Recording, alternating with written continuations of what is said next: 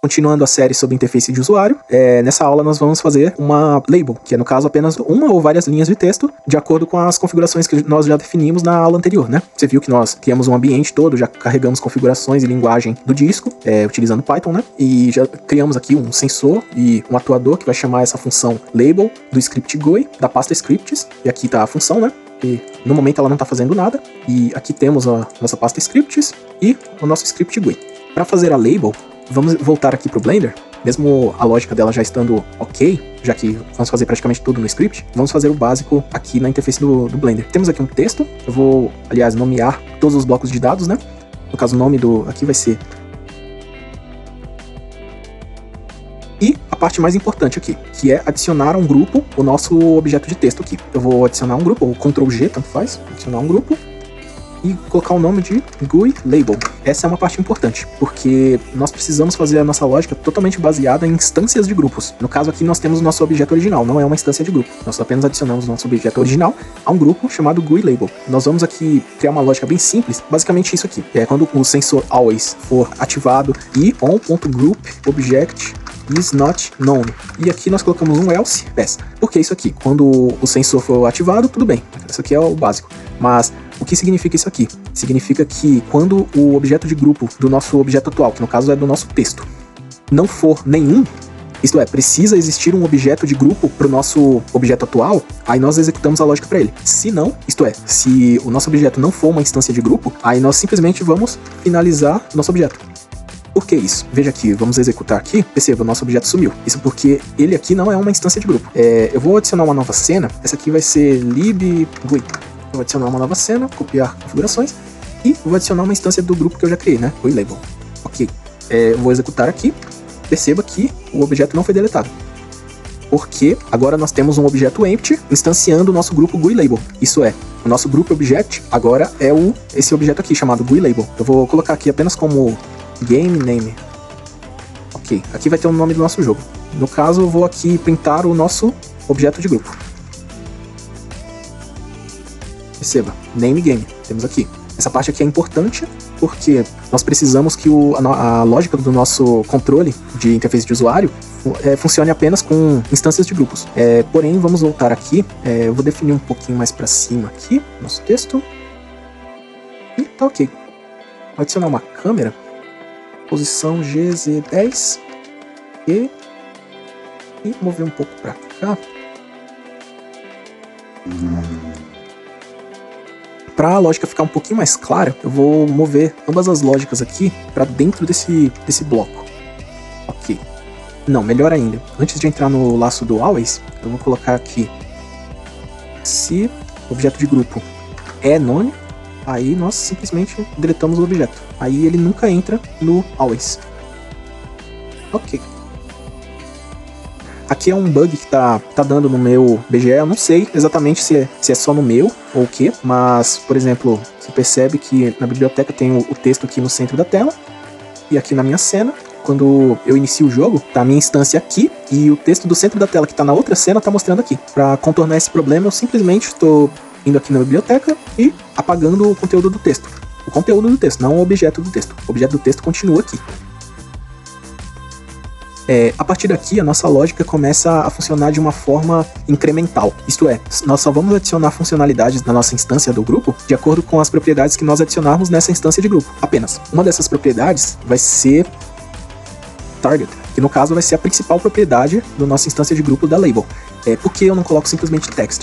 Porque text não necessariamente vai ser um valor literal. Aqui eu posso colocar hahaha. Aí a ideia seria aqui que hahaha vai aparecer aqui no nosso objeto que foi instanciado por esse empty aqui. Porém, não é a ideia. A ideia é você ter um texto-alvo, que no caso é target, né?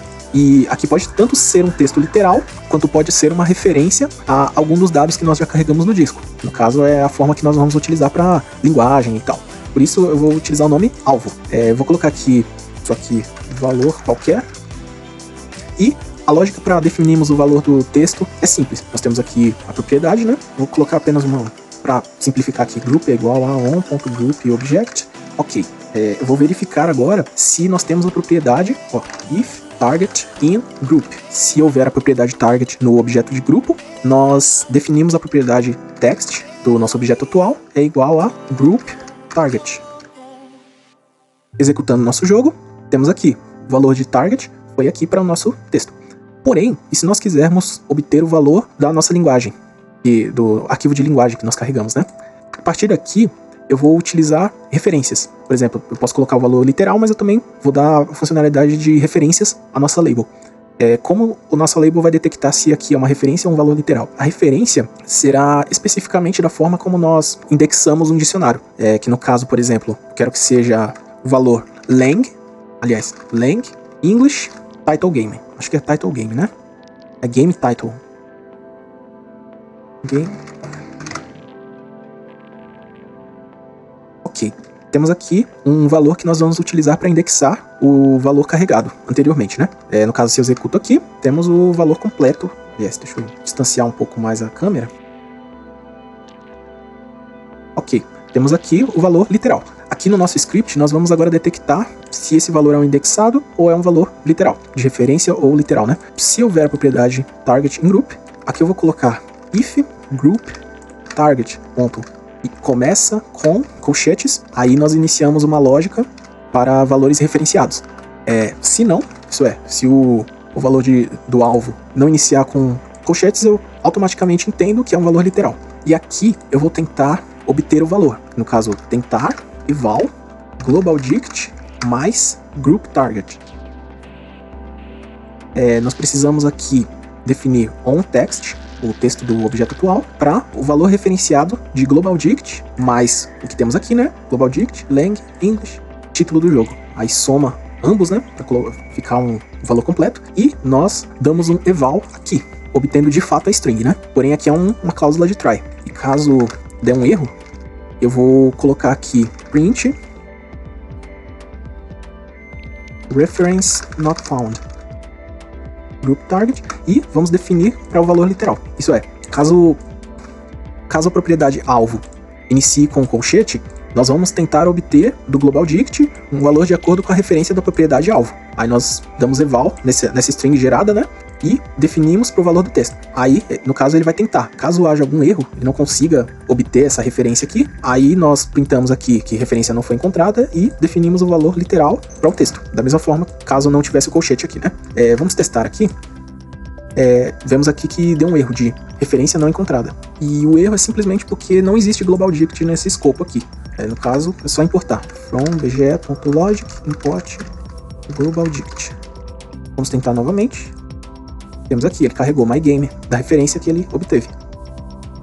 Perceba, porém, que aqui, na nossa referência aqui da propriedade, nós colocamos um valor literal.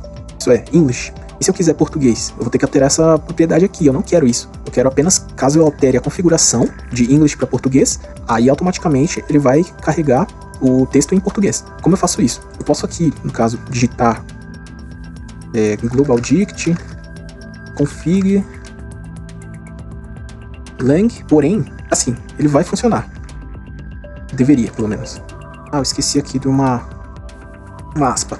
Aqui temos mygame. Caso eu ir nas configurações aqui e trocar para português, que é o nome do outro arquivo, vou ter meu jogo, perceba. Porém, isso aqui ficou bem difícil de ler. Eu vou substituir esse global dict config lang apenas por lng, lang and lng. Eu vou colocar em lang tudo maiúsculo. E aqui eu vou criar uma variável chamada lang, é igual a global dict config lang. E ele vai funcionar da mesma forma. Aí você percebe que o eval, ele permite também você executar código como se você estivesse escrevendo aqui. Ele leva em conta os escopos. Por exemplo, temos a variável lang, que eu coloquei aqui, né? Aí quando eu executar no eval, aí ele vai ter aqui toda a string, global dict, lang, variável lang, título do jogo. Aí essa variável lang é English ou português, de acordo com o escopo que eu defini, né? Mudando um pouco de assunto, eu percebi que a propriedade target vai ser usada futuramente no controle de checkbox. Então, eu vou mudar o nome dela de target para label. e isso no nosso blend também. Tá target, mudo para label. Ok. Até o momento, parece que tudo tá funcionando como deveria, que ele tá obtendo valor e tal. Porém, aqui entramos num problema. Sabemos que nossa referência, ela pode levar a qualquer tipo de valor. Pode ser um número, pode ser um boolean, pode ser uma lista, ou pode ser uma string. Nós estamos aqui com sorte que o resultado aqui, nesse caso, é uma string. Porém, se nós direcionarmos para um número, por exemplo, esse valor aqui, que é o volume dos efeitos sonoros, é um número do tipo float. Aqui, perceba que não dá certo. Mostra aqui, referência não encontrada. O problema aqui é que a referência foi encontrada. Porém, o que acontece na verdade é que nós estamos tentando definir para a propriedade de texto do nosso objeto owner, que é uma propriedade do tipo string, um valor de float. E aqui isso não vai funcionar. Precisamos converter o resultado do eval para uma string primeiro. E agora, funciona. Porém, entramos em outro problema. No caso, estamos levando em consideração que sempre a referência vai ser tirada do dicionário global. Porém, o que fazemos caso queiramos obter algum resultado de alguma função ou de alguma outra expressão mais complexa? Aqui nós temos duas opções. E no caso, um valor da label que comece com o colchete e o else, que diz que caso ele termine com qualquer outro tipo de caractere. Aqui, para eu evitar duplicar código, eu vou fazer a seguinte lógica. Eu vou obter aqui, em vez de usar o starts with, eu vou obter uma pequena parte da string, aqui, que no caso é do caractere 0 até o caractere 1. Ou seja, eu vou obter aqui o primeiro caractere da propriedade label do objeto do grupo. Eu vou verificar agora se esse primeiro caractere se encontra na tupla com os valores colchete, vírgula, algum caractere que eu queira utilizar para qualquer tipo de string que vai, na verdade, executar algum comando. Nesse caso, eu vou utilizar o caractere maior, mas você pode utilizar qualquer caractere. Eu tinha pensado no sinal de dólar, etc, mas fiquemos com esse caractere aqui. Só para recapitular, essa linha aqui está falando o quê? Se o primeiro caractere da propriedade label estiver nesta lista aqui, for um colchete ou for um sinal de maior, o que faremos aqui? Eu vou adicionar duas variáveis aqui, uma vai se chamar prefixo, esse prefixo vai ser uma string vazia. Embaixo vai ter uma variável chamada label. Essa nossa variável label é a propriedade label do nosso objeto de grupo. Vamos substituir o caractere maior por nenhum. Então vamos remover os caracteres de maior aqui. O caractere de maior é só um indicativo de que a nossa label é um comando. Porém, precisamos aqui também concatenar o nosso prefixo o nosso comando. O prefixo a gente deixou vazio, mas a gente pode colocar uma variável aqui com uma variável condicional, que no caso seria não vai haver prefixo nenhum caso o primeiro caractere de label for igual ao sinal de maior. Se não, nosso prefixo será global dict. E por fim, substituímos os nossos valores do eval apenas pela variável label. O que toda essa lógica aqui faz? Primeiro nós verificamos se o primeiro caractere da propriedade label é um colchete ou um sinal de maior. Sabemos que se for um colchete, é uma referência para o dicionário global. Se for um sinal de maior, vai ser uma chamada de função. Ok, aqui temos o nosso prefixo. O prefixo é uma variável condicional e significa que, caso o primeiro caractere... Na verdade, deixa eu refazer essa parte aqui, porque variáveis condicionais deixam um código muito complicado de se entender. Aqui a lógica é, se o primeiro caractere da propriedade label for igual a um colchete, aí teremos que o nosso prefixo é igual a global dict. Se não, não vai ter prefixo algum. Aí aqui temos a nossa label. Se o primeiro caractere da propriedade label for um colchete, significa que vamos obter o valor do global dict. Então, colocamos como prefixo global dict. Caso não for um colchete, então, logicamente, ele vai ser um sinal de maior. Aí ele não vai ter prefixo nenhum, porque ele não vai entrar nesse laço aqui, né? Aí temos a construção da nossa label, da referência da label, né? Que vai ser passada para o eval. Teremos o prefixo, que pode ser global dict ou não, e temos o valor da nossa label, e substituímos qualquer caractere de maior por nenhum caractere. Aí, no caso, removemos todos os caracteres de maior da nossa label. E aqui, simplesmente, passamos como argumento do eval a nossa label que nós construímos aqui. O que vai acontecer agora? Vamos reproduzir o jogo. Aí vemos que está funcionando como deveria. Vemos aqui que como o valor da nossa string começa com um colchete, ele acaba funcionando que nem da última vez, que ele estava obtendo o valor diretamente do dicionário. Porém, caso fizermos uma chamada de função com o caractere inicial do sinal de maior, nós podemos executar chamadas de funções, por exemplo, bge.logic.getRealTime. Vamos reproduzir o jogo. Não funcionou porque o time é maiúsculo. Ok, produzir. E temos aqui, fizemos aqui uma chamada de função, aí o valor de retorno da função se tornou o nosso valor aqui da label. E aqui, no caso, já entramos no outro tópico. Aqui, no caso, já terminamos da questão de obter o valor, tanto de um dicionário, quanto de uma chamada de função, ou de colocar um valor literal aqui. E no caso, temos aqui o valor literal, aí ele está funcionando. O valor obtido de um dicionário, config, lang, ops, digitei errado. Está funcionando. E chamada de função. E ele está também funcionando. Ele está obtendo os valores para label de 3 formas diferentes. Porém, como você sabe, esse valor de real time, ele é semelhante a um valor do timer, né? Que é a propriedade timer aqui, debug properties, reproduz aqui. Aí você vê que a propriedade vai aumentando, né? Como fazer esse tipo de label aqui? Nós agora vamos adicionar uma nova propriedade. Terminamos a propriedade label, né? Eu quero obter esse valor do getRealTime e atualizar a nossa label conforme algum intervalo específico. Eu vou adicionar uma nova propriedade chamada update. Essa propriedade vai ser do tipo integer. O valor dessa propriedade vai ser equivalente a utilizarmos... Veja, temos aqui um sensor always, temos esse valor do skip.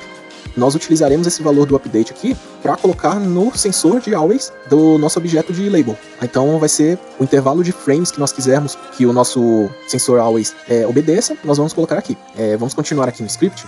Tem aqui if label in group. Eu vou minimizar isso aqui. Vou colocar uma nova propriedade. Se update in group. A primeira e mais importante coisa é on.use pos pulse mode é igual a true. Isto é o equivalente de nós ligarmos o pulse mode no atuador, mesmo que clicarmos aqui, né? Aí ele vai rodar cada quadro do jogo. Aí podemos pular determinado número de quadros. E aqui, simplesmente vamos obter o... Então, aqui eu estou fazendo besteira. Não é on, é always, né? Que é o nosso sensor always, do objeto atual, né? De label. Nós vamos ativar o pulse mode dele. E também, no nosso sensor always, ponto, skipped ticks é igual a group update. Simples, nós vamos definir o número de quadros, né, do número de quadros pulados do sensor always para o valor que colocamos aqui no update. Agora vamos verificar aqui se já está funcionando isso. Perceba, nosso texto está sendo atualizado em tempo real. Agora eu posso alterar aqui o valor do update, colocar aqui, atualizar a cada 60 quadros, isso é, cada 1 segundo. Perceba. E é isso, temos já uma outra propriedade funcionando. Já temos a label funcionando e agora temos a propriedade de atualizar em tempo real. Claro que você pode pensar aqui que tem um número do tipo float, tem muitas casas decimais aqui, mas isso você pode alterar na própria label aqui. Você pode dar um round com, por exemplo, 2 casas decimais. Agora temos apenas 2 casas decimais. E facilita bastante utilizarmos os comandos diretamente na label, né? Outra opção que agora podemos adicionar na nossa label é quebra de linhas. Eu vou colocar aqui primeiramente uma propriedade chamada line size, isto é, ela vai ser o número de caracteres que podemos ter na linha. No caso, por exemplo, vamos ter 20 caracteres. Vou colocar aqui um valor literal. E reproduzindo o jogo. Aliás, antes de começar com a parte do line size, eu vou fazer uma coisa mais interessante aqui. Vamos fazer aqui se group update for maior ou igual a 0. Aí nós ativamos a atualização do sensor. Mas se não, isso é, se ele for menor do que 0, nós desativamos o Pulse Mode e apenas isso. Desativamos o Pulse Mode. Isso aí, ele desativa a atualização. Por que isso? Pelo menos nesse momento, eu não quero que esse update rode mais. Aí eu só coloco ele como -1. Aí como o valor de update está menor do que 0, aí ele vai desativar o nosso Pulse Mode. Aí ele não vai parar de atualizar. Que é o equivalente a você não colocar a propriedade update, né? Mas tudo faz. Agora, voltando aqui a quebras de linhas, eu vou importar aqui uma biblioteca. Não uma biblioteca, apenas uma função de uma biblioteca. Que se chama TextWrap. Importar a função fill da biblioteca TextWrap. Nós vamos fazer aqui uma alteração básica no nosso código para adaptar com essas novas funcionalidades que nós vamos adicionando, né? Nós vamos criar aqui uma nova variável, ela vai se chamar finalText. Alterando aqui na nossa label, sempre que nós alterarmos o texto do nosso objeto, nós vamos colocar finalText no lugar. On.text é igual a... Porque antes de definirmos o nosso texto final para o nosso objeto, nós agora vamos fazer uma formatação desse texto, então não pode definir ele direto, né? Aí vamos só guardar numa variável para tratar ele futuramente. Eu vou mandar esse update para o início aqui. Ok, agora nós adicionamos aqui uma nova propriedade, uma nova checagem aqui, né? Temos aqui if label in group. Teremos if line size in group. Ok, aqui a nossa lógica do line size significa que se houver a propriedade line size no nosso objeto de grupo, automaticamente nós entendemos que tem quebra de linha. Então, nós definimos final text para o resultado da função fill, que nós importamos. Aí colocamos o próprio final text e group line size. Como funciona essa função fill? Essa função fill, ela permite fazer quebras de linhas de acordo com o número máximo de caracteres que cada linha pode ter, e ela faz isso com um texto em específico. No caso aqui, nós vamos utilizar o final text, que nesse momento aqui na label ele já teria sido processado, e temos o nosso line size, que nesse caso aqui tem 20 caracteres, né? Aí então, caso a linha chegar a 20 caracteres, ele pula para a próxima linha, e assim ele gera um texto inteiro com quebras de linhas, com linhas de no máximo 20 caracteres. E para finalizar, definimos aqui on.text é igual a final text. Ok, vamos testar aqui. Perceba, estamos com uma quebra de linha aqui, várias quebras de linhas. Caso não tivermos line size, vou colocar outro nome aqui, line size e underline, ele não vai encontrar essa propriedade. Ele fica um texto numa linha inteira, numa linha só, né, no caso. Mas, caso tivermos a propriedade line size, a linha vai ter, não sei, 25 caracteres no máximo. Temos 25, 30 caracteres e assim por diante.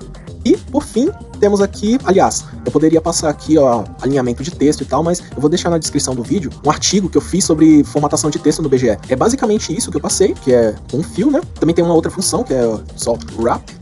Só que essa wrap, ela não retorna uma string com quebras de linha, ela retorna uma lista com cada linha separada. Aí você pode tratar cada linha, aí no caso centralizado, botar alinhamento à direita, tanto faz. Aí eu já fiz um artigo sobre isso, basta ler, é um artigo da minha página do Facebook. Então, pelo menos nesse vídeo não vai ter alinhamento de texto centralizado ou à direita e tal. E por fim, nós vamos adicionar cor no texto. Vamos adicionar aqui color in group, vou colocar pass, porque nós precisamos adicionar aqui a nossa propriedade color.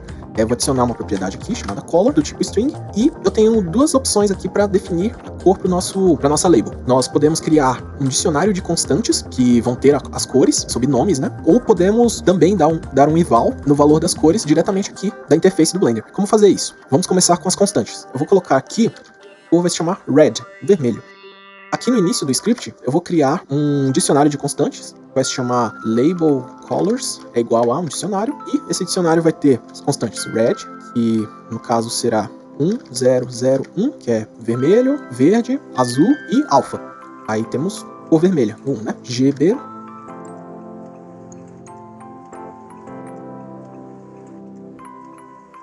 E temos aqui as cores básicas. O que verificaremos aqui primeiro? Verificaremos se o primeiro caractere de group, if, group, color, verificaremos o primeiro caractere, né? Em.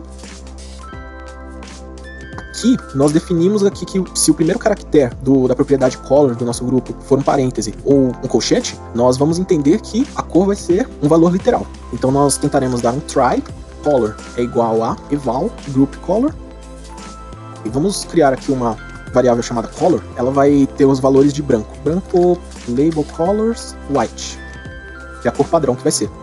Em seguida, deixa eu já definir a cor para o nosso objeto aqui, é on.color é igual a color. Ok, verificamos se o primeiro caractere é um parêntese ou um colchete, aí nós tentamos obter o valor literal da cor. Caso dá um erro, não for válido a cor, nós simplesmente printaremos group color. Ok, se não, nós verificamos aqui se existe group color em labelcolors.keys. Isso é, verificamos se a nossa propriedade color é algum desses nomes de cores. Aí, se sim, simplesmente definimos que color é igual a labelcolors group color. Ok, aqui obtemos simplesmente a cor especificada na nossa propriedade color. E por fim, definimos a cor resultante, né, de todas essas checagens para o nosso objeto final. Vamos tentar rodar aqui. Definimos a cor vermelha, né? Temos aqui a propriedade, está com o valor red. Vamos tentar aqui green. Funciona. Se tentarmos colocar um valor literal aqui, né? Por exemplo, quero 1, 1, 0, 1. Acho que é amarelo. Aí teremos o amarelo, que não temos lá na lista, mas podemos criar a partir de um valor literal. Aí ele verifica automaticamente se o nosso valor de color começa com colchete ou com parêntese. Podemos tentar aqui também com parêntese, né? Para testar. E tá funcionando da mesma forma. E é isso. Temos aqui a nossa label funcional. Eu vou adicionar as labels específicas do nosso jogo, né? Por exemplo, temos aqui o título do jogo, né? A nossa label, ela vai direcionar essa label em específico. Ela vai direcionar para lang, exatamente da última forma como nós programamos, né? Virar a configuração. Ok, tá funcionando, né? teremos aqui o nosso título do jogo e teremos uma label que mostra a descrição dos controles que quando nós passamos o mouse por cima e tal, que no caso vai ser na próxima aula. No caso eu vou duplicar essa label, eixo Y, perceba que temos aqui, né, duas, e infelizmente nós não temos no nosso Global Dict a propriedade de descrição, né? Vamos adicionar aqui no nosso init, do Global Dict. Ok, essa propriedade description, ela vai ser atualizada. Então, vamos alterar aqui a configuração de update. A cor vai ser white, e o tamanho da linha 30, né? Ok. E temos aqui, deixar um pouco mais para cima. E ok, temos aqui, vou deixar centralizado aqui. Vou remover o line size, update ele também não precisa. E color também. Color vou deixar green. Ok. E temos aqui as nossas labels. Eu vou adicionar aqui uma extra.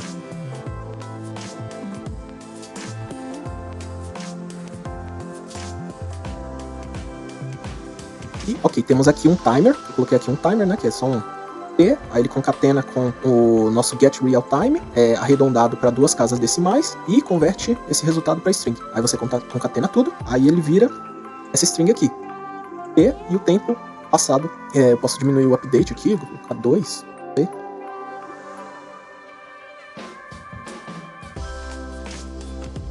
E temos aqui as nossas labels modulares. Basta nós adicionarmos as propriedades a elas, aí elas acabam funcionando de acordo com a nossa necessidade. Na próxima aula nós falaremos sobre botões de comando. Os botões de comando são aqueles em que, basicamente, você tem uma string de um comando, você passa o mouse por cima e ele executa esse comando. É isso aí e até a próxima!